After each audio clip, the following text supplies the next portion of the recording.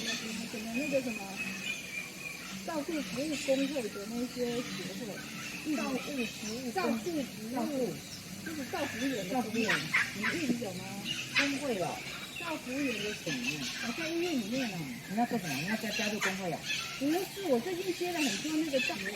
我开始影响大家吧，你知吧？他说现在那个他们的那个决定都要有一层。